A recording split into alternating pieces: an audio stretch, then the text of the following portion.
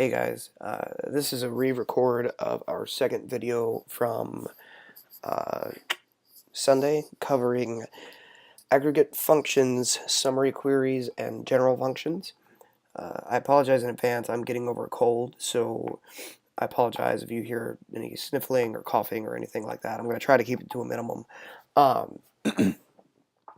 But like I said, this video is really going to cover aggregate functions and summary queries and general queries.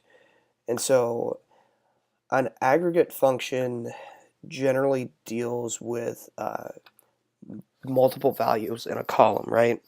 So what I mean by that is when we look at like the orders table, right? When we look at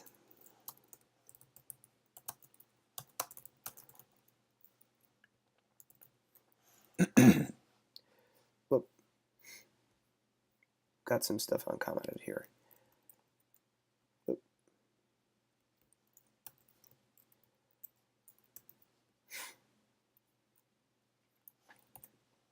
So like orders, right? If we look at things like freight, we can use aggregate functions to get aggregations of data in these columns, right? And so our aggregate functions are going to be the following. Average, which covers the, basically it will take all of the values in a given column and give us the average value. Sum, which gives us the total of values stored, i.e., 32 plus 11 plus 65, etc. Min, which gives us the minimum value stored in a column. Max, which gives us the maximum value stored in a column. Count, which gives us either the total number of records in a column or the total, if we use the distinct keyword, we can get the number of distinct items in a column. And so let's go over average first. So when we invoke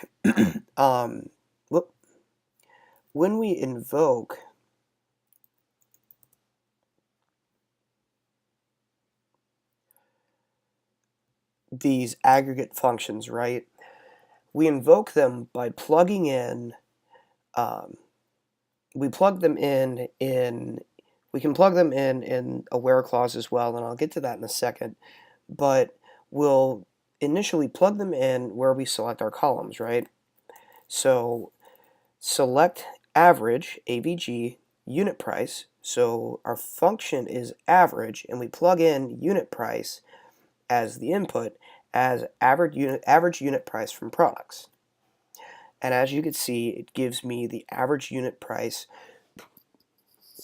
from the products table, i.e. it takes all of the records stored in unit price, combines them, and then divides them by their count. Now, sum is going to take all of the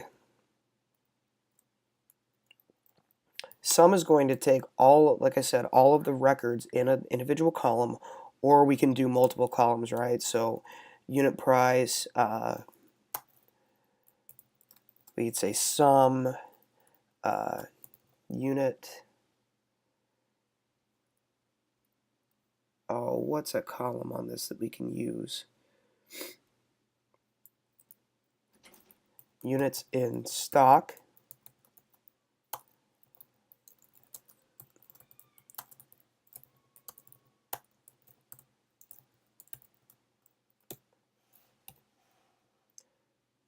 Oh, gotta put a comma in there, right? So I can get the total unit price, or I could get the total units in stock. So basically, it takes all the values and just adds them together and gives me the result. As I said, min gives us the minimum value stored in a column. Now, one thing to note, right? So I'm sure some of us would want to do something like select product name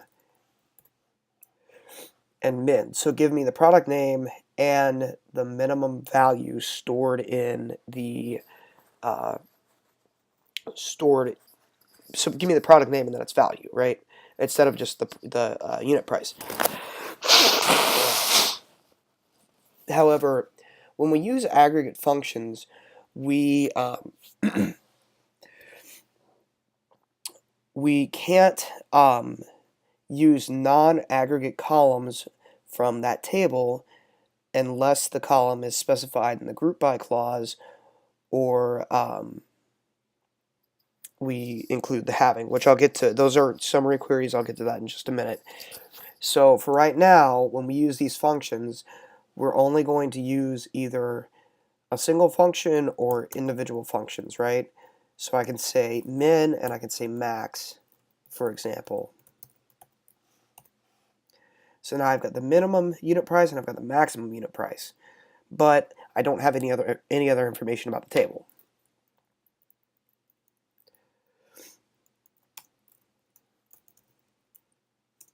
So max, same as min, just gives us the maximum value stored in an individual column.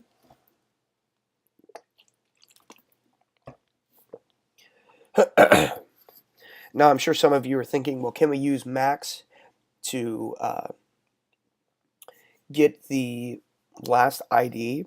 Well, sure, but the more proper SQL way to do that is obviously to do something like select product ID from products order by product ID descending limit 1.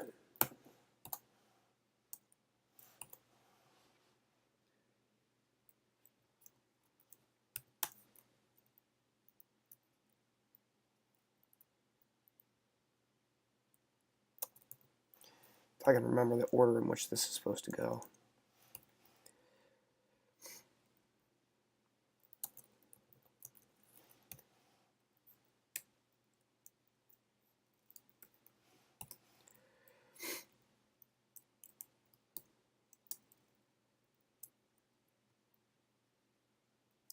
Can I not use a...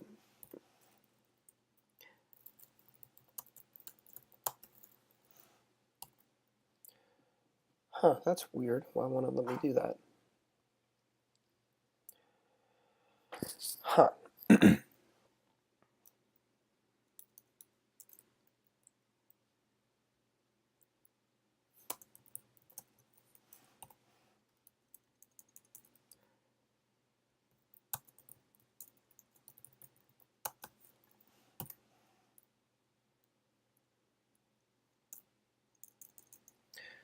Huh, interesting.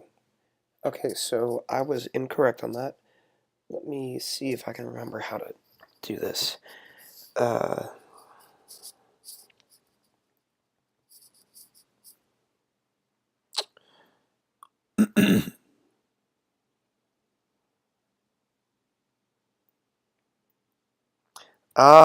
Okay. Okay, so ignore anything I said about limit. So I got limit mixed up with limit in MySQL. And this is one of the downsides about using MS SQL is that some of the things in MS SQL are unique to MS SQL, like a lack of limit. For the most part, in other SQL engines, we can use limit. Anyway, moving on to count. So count will give us one or count can give us the total number of records in a table, right? So if we do select count star, which indicates all, and all takes on a different context, right? So in this case, so when we say count star, that just gives us the total count of records in the table. It has nothing to do with columns, it's the individual rows. Whereas we can use the distinct keyword with the column name passed to count, and that will give us the number of distinct values stored in a table. So if I say select count star from orders, so I have 830 records in orders, but I only have 799 distinct freight weights. If that makes sense.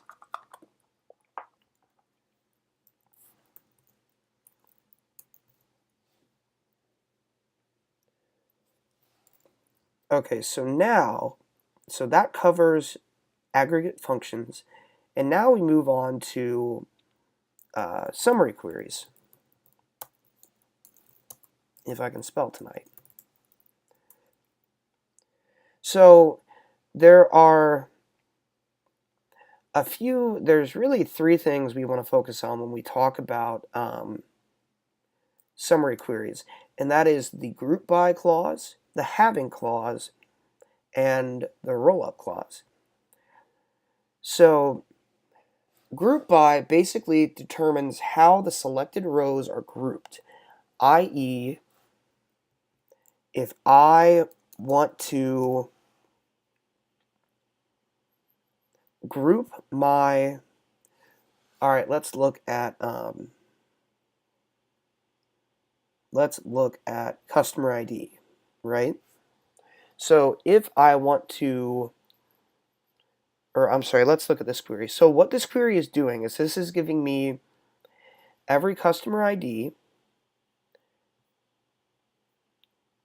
the average freight of their orders. It's grouping the orders by customer ID and ordering by the average order freight. So it's grouping by the average weight of the freight, right? So if we look at the freight weight, we see that the freight weight is in order, but if we look at the weights, you can see that they're in somewhat of an alphabetical order within the within certain value limits of the average order freight, right? So you can see cent C, you can see with these 2 3s, we get CL, and then we go to 7, we get G, L, L, V, and then when we go to 12, we get C, F, N, W, and so on. So that's group by. So let me write another query here to give you a better example of the, to get a better example of group by.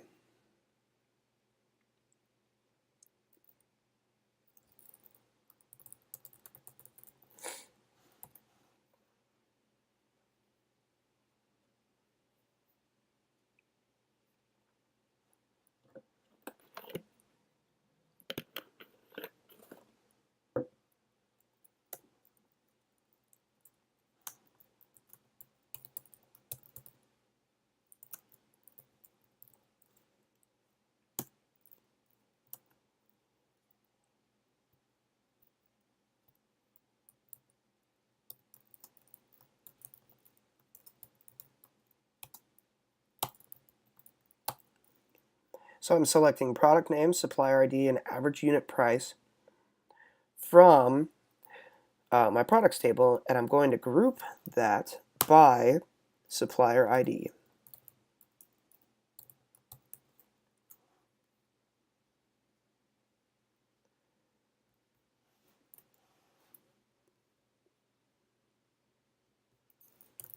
Whoop.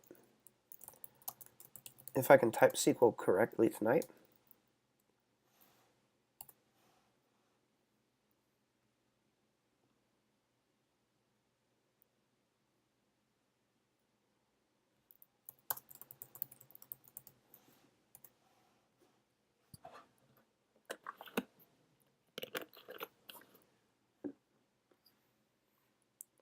Okay, so let's get rid of the product name and let's just do supplier ID because this will give you a much better idea. Okay, so as you can see, when we do the group by, we get the, that doesn't seem right.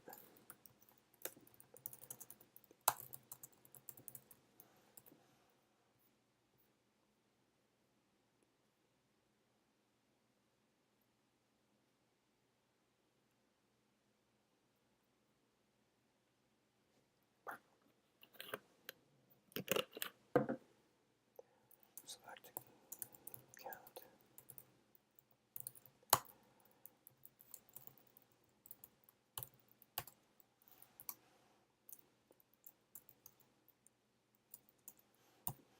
Okay, so that's returning right.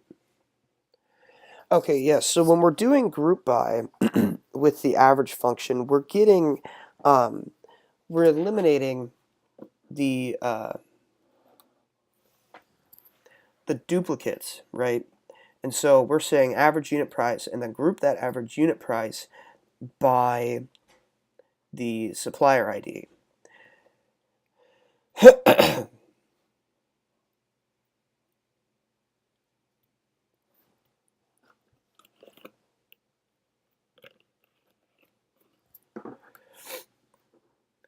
So I'm trying to think of another good example here because I feel like this isn't explaining this that well. Are we still recording? Good, we're still recording.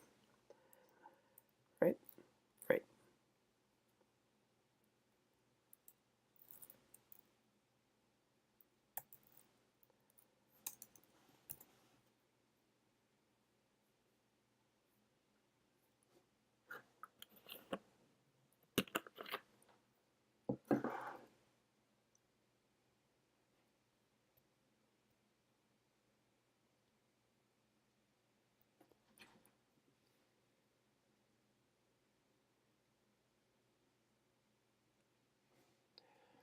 Anyway, let's move on to having and see if we can make a little bit more sense of this.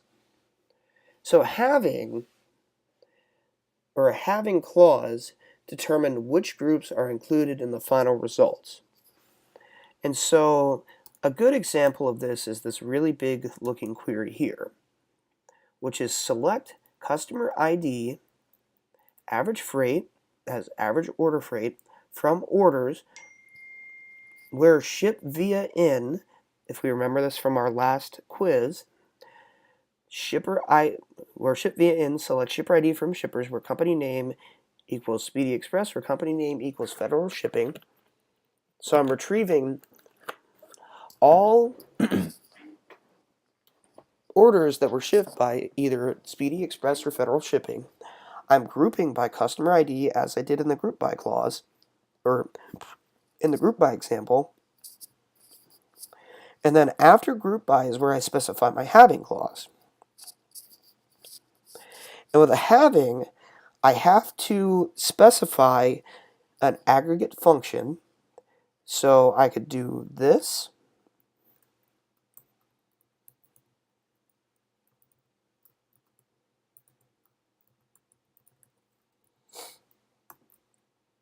If I type the column right. Nope, I can't do that. So I have to specify an aggregate function in my having clause, and then I'm ordering by average order freight. But we'll get rid of that ordering for right now. So now you can see the grouping. So even though, excuse me, even though I don't have an order by, you can see that my customer IDs are in alphabetical order. But if I add order by average order freight, now you're seeing that I'm starting with this alphabetical order looking thing again, where applicable. So generally speaking, we are going to use either group by or order by but we can obviously use both. Generally, you'll get better results using either or instead of both. And so, like I said, the having is pretty self-explanatory, right? It's like, so having is like a having clause is like a where clause. The only difference being that specifies this, having specifies it's a search condition for an aggregate, whereas the where clause is going to specify, or is going to apply to things like this in list, or where value equals this, or where value is between this. So if it uses an aggregate, use having. If it doesn't use an aggregate, use where.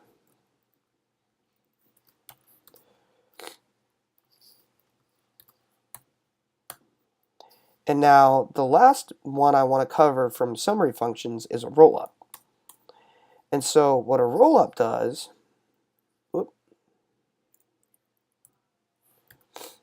is at the very bottom of a, let me see, and a rollup isn't a clause, it's an operator, right? And so at the bottom of a query like the one we just looked at, so select customer ID, average freight, and the sum of the freight from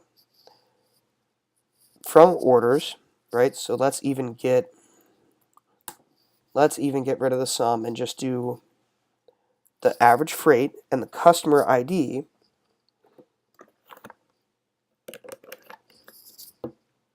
You can see that we get the same output we did above, but the last record has a null customer ID and then a value. That value is the average of the averages, right? And so if I add sum back in,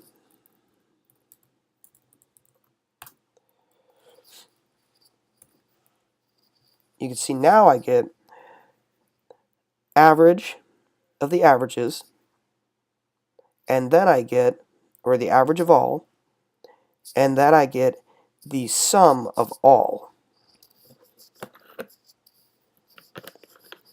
And so what the rollup does is the rollup just adds this last row at the bottom that comes with a summary. It comes with a summary row of each column specified where an aggregate function is applied. So you'll notice I didn't get a rollup with customer ID because there was no aggregate function associated with it. But I did get one for average and sum because there was an aggregate function associated with it.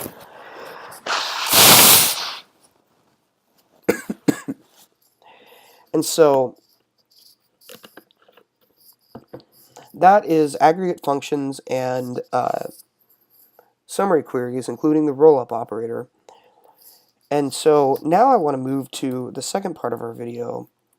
And I think this video, the first one I've recorded was about an hour. We'll probably be able to get through this in 45 minutes. And so now I want to move to string and numeric functions. And so string and numeric functions are similar to aggregate functions, but they operate on the individual values in a column, right? And so with string functions, we have len, we have ltrim, we have rtrim, we have left, we have right, we have substring, we have replace, we have reverse, we have char index or character index, we have pat index or pattern index, and then we have concat, we have lower, and we have upper, and we have space.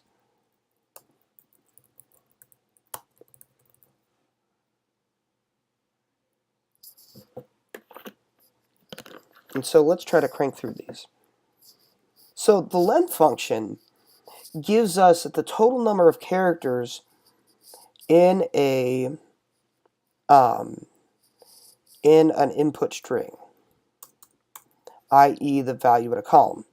So in this query, select distinct ship name, len ship name as number of characters in ship name from orders where the ship name is greater than 25.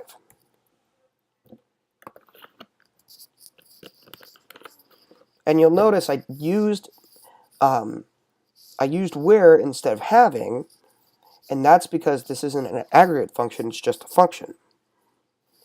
But as you can see, so I have a ship name, I have the total number of characters in this ship name,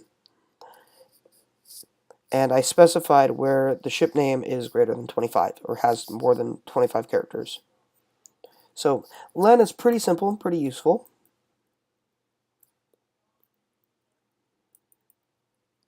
So now let me get into ltrim and rtrim.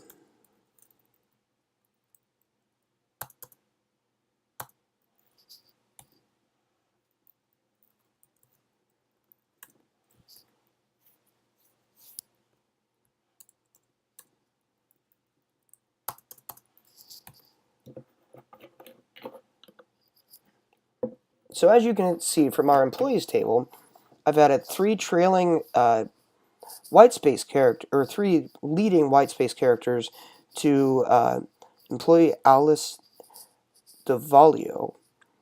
And what ltrim does is ltrim will give us the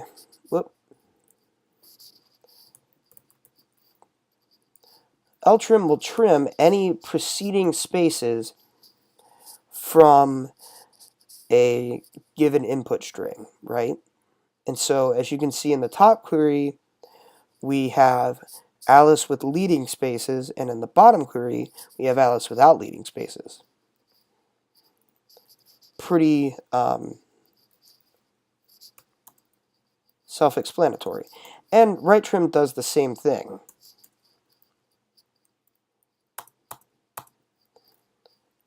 For the most part.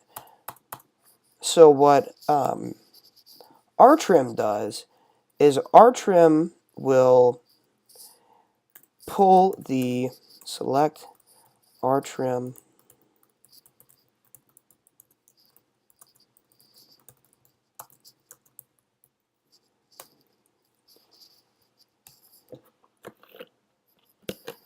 rtrim will pull the proceeding white space from an employee, or from a given input string. So as you can see, if I type my query right. So as you can see in the top, Alice has preceding white space, and in the bottom, Alice does not have preceding white space. So this is without rtrim, this is with rtrim.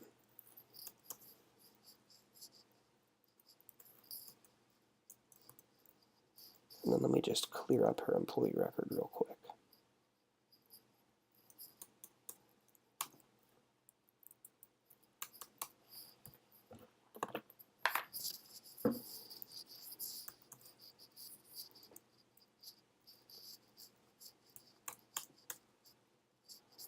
So what left will do is left will give us a substring. Basically, left takes 2 inputs. The first one being an input string, i.e. column name, and then the number of characters from left to right that we want a substring of. So starting at index 0, so SQL is not 0 indexed, to, so starting from 1 to whatever we want to stop at. So in this case, 1, 2, 3. So that's left. Right is the same thing, the only difference being it goes from right to left and gives us, starting at index len, right, so the last character in the input string, to the left, number of characters, so 1, 2, 3. Left and right are pretty simple. So substring gives us a substring starting at position X, ending at position Y. And so, and this is where, for those of you guys that saw the extra credit post, this is where I am a little baffled by SQL. So SQL is not zero indexed. However, if I do substring first name starting at index 1, ending at, wait, no, this is a bad example of this.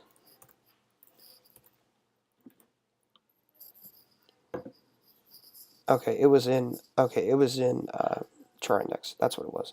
All right, we'll circle back to the extra credit thing. So like I said, so substring will give us, we give it an input string, we give it a starting index, and we give it an ending index. So if I give it a starting index of character 2 and an ending index of len minus 1, it will give us, now see that, okay, so this is where it doesn't make sense.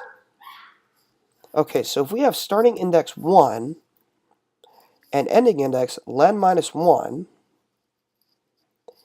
in theory, this will give us the,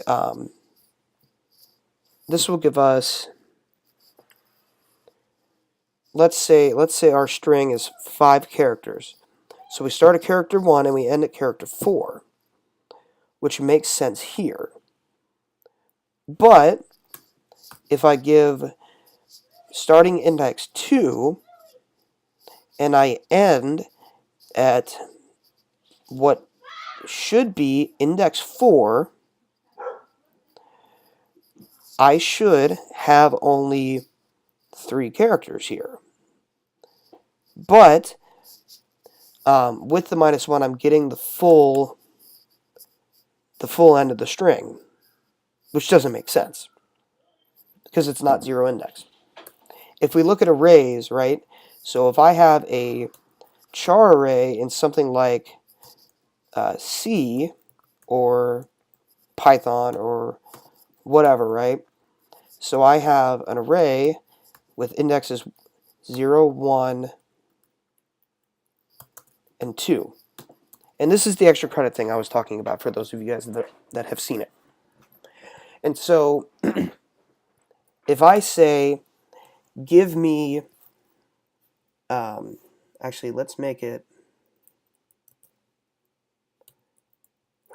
a full name here. That way we can actually see the example.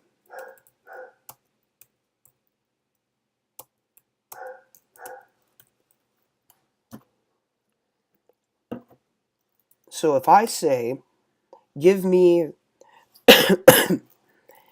if I say, give me a substring, right?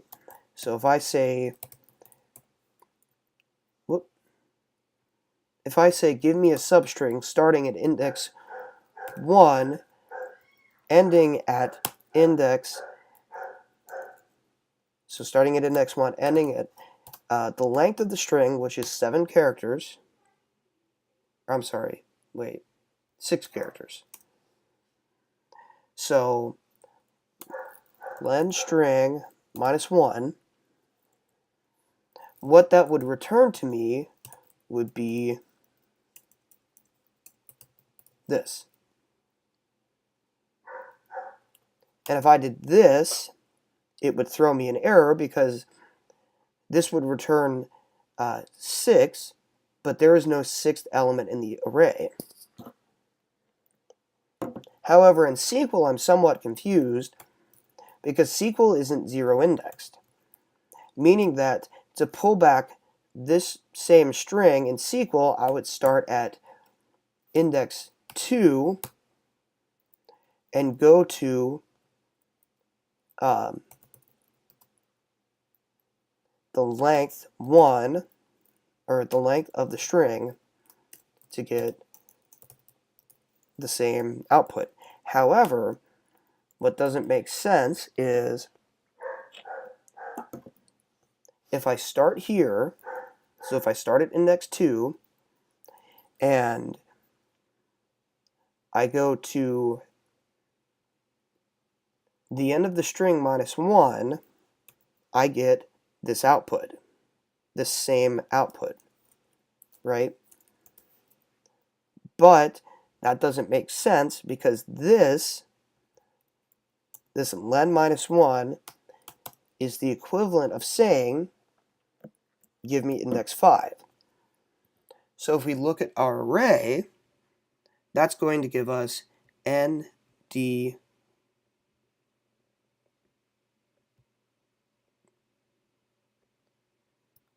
Oh, I'm sorry, I'm getting confused here.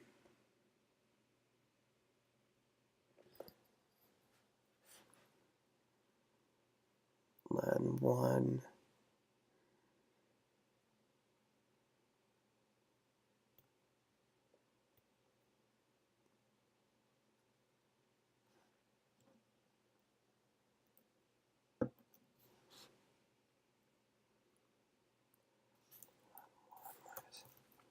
Hang on, I may have just answered my own question. Or I may have just answered my own confusion here.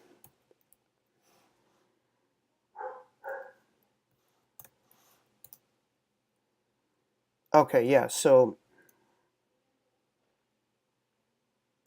len minus 1 would give me 5, which would be this last one.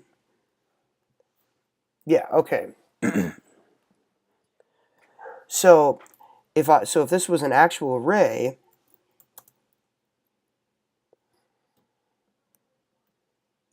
no, well, that would make sense. Okay, yeah, so what I'm confused about here for the extra credit, and this is what I want to figure out, is if I plug in starting index 2, and I get len minus 1, I get the whole rest of the array. But if I do just len, I still get the full rest of the letters. So what doesn't make sense is that, right, so SQL isn't zero indexed. And so to get this output right here, this NDRW, I don't have to do minus 1. I can do len of string, which gives me 6. But why is it that if I do minus 1, which is equivalent to saying 5, and if we look at our string, what's the fifth letter? 1, 2, 3, 4, 5. It should give me an output of Ndre, which doesn't make sense, to me at least. So maybe I'm not wrapping my head around it correctly, maybe I'm overthinking it, but that's the extra credit, is figuring out why these two queries both return the same thing.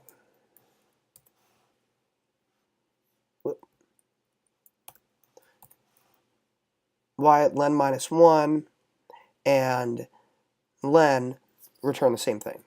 So that's the extra credit. Figure out why that's happening even though SQL isn't zero indexed.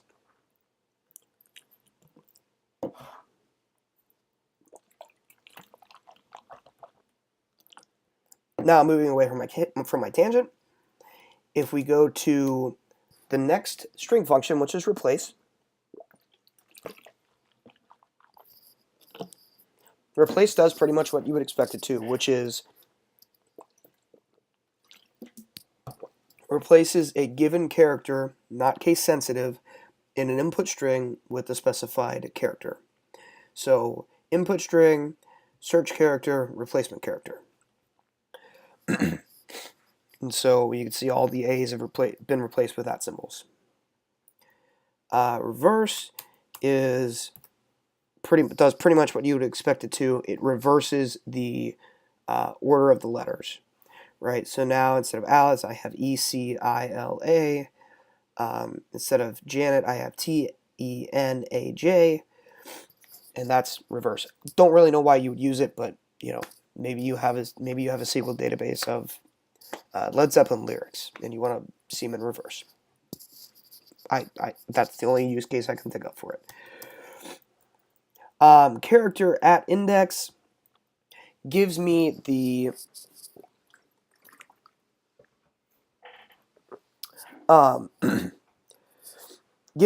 first occurrence of a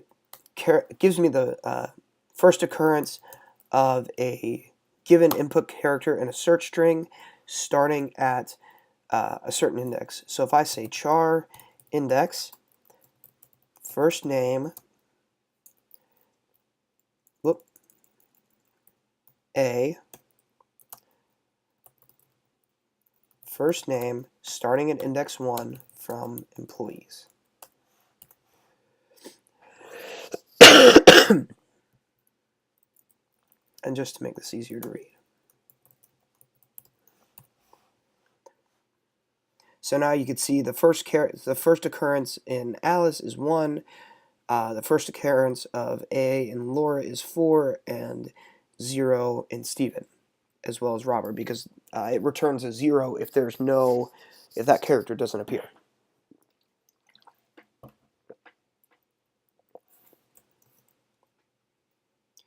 Pretty self-explanatory. Pat index does basically the same thing, right? The difference being that now we're looking for a pattern. And in order to use pat index correctly, we have to use the wildcard operator from our like statements. And so in this case, we're saying select first name and the index of, or the starting index of a pattern that matches RE.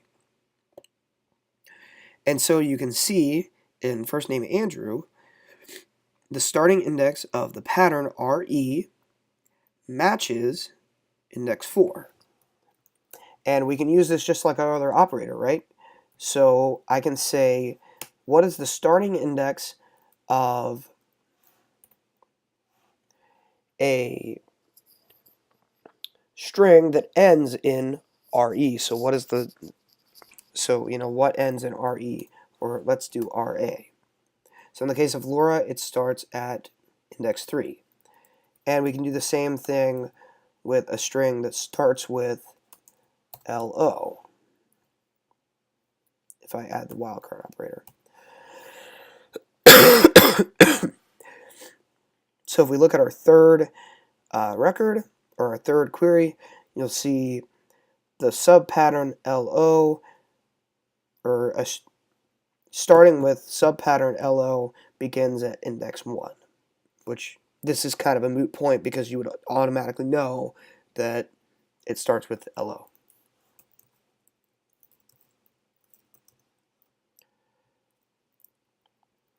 So the next one to cover is concat, and concat basically takes a more or less an unlimited number of variables, but we order them in the order in which we want to concatenate them. So select concat first name, and we can plug string literals in here too, just by doing something like that. So last name from employees. And so now I get concatenated first and last name, or I can do a left on the first name, right? If we remember left, it gives me the first number of characters specified, and a left from the last name to get the initials. And obviously, like I said, I can plug in string literals in here too. So I could say something like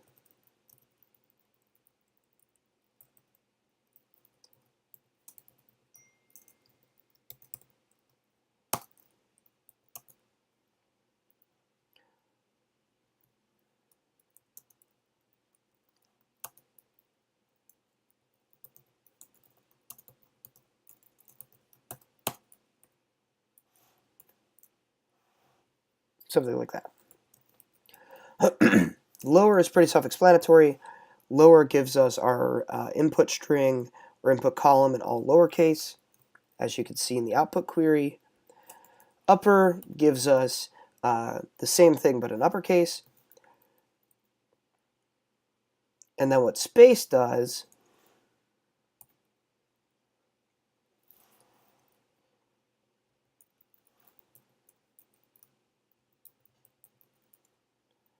from employees.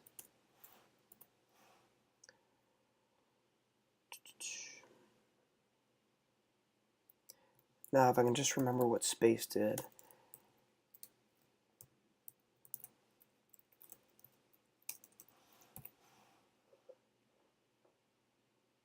Oh, okay, I remember. And so what space does is space gives us a requested number of spaces.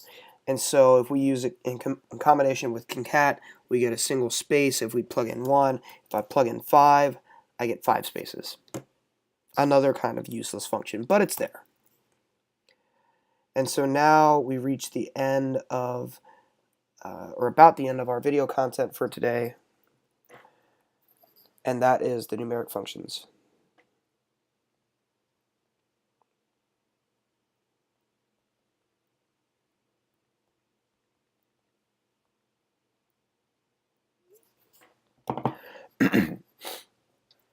And numeric functions are pretty simple, and so what round will do is round will round out a floating point value. If we give it a positive number, it will round to that number to the right of the decimal place. So if I say 3, if there's any values there, it won't zero fill. But like if I give it 1, you'll see now it is rounding to the nearest ones place. And zero filling where there was a number, so it kind of zero fills. If I give it a negative number, it will round to in the opposite direction. So you can see something that was close to 100 has become 100, or something greater than 100 becomes 100. Anything less than 100 becomes 0. So that's round. Is numeric is pretty simple. It returns a 1 if a value stored in a column is numeric, and a 0 if a value stored in a column is not numeric. So freight returns all 1s because all the values stored are numeric, and customer ID, and all 0s because none of our customer IDs are numeric. ABS returns the absolute value of a given numeric input. And you can see an absolute value.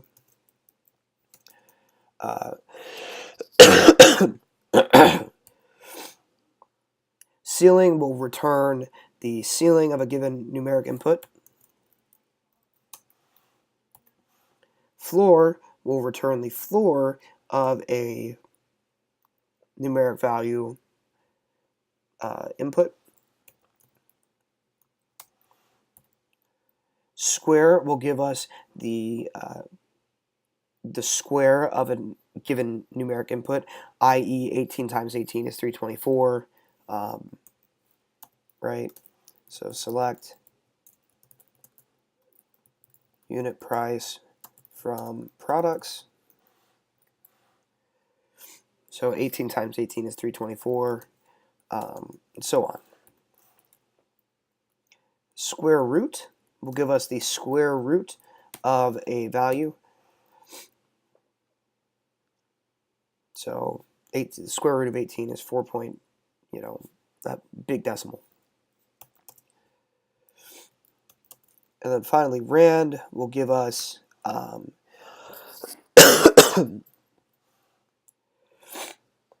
a random value between 1 and 0 with a given input. So as you can see, if I don't plug in a value, it will give me the same value for all of my inputs. But if I give it a starting value, it will give me a different value for each of my given inputs. So I don't really think rand in SQL is very useful, but it is out there. And so that is numeric functions. If you would like to do further reading, you can read about aggregate functions and summary queries in Chapter 5, and you can read about numeric and string functions in Chapter 9. Next week, we will go over date functions and onto table design, or we should at least.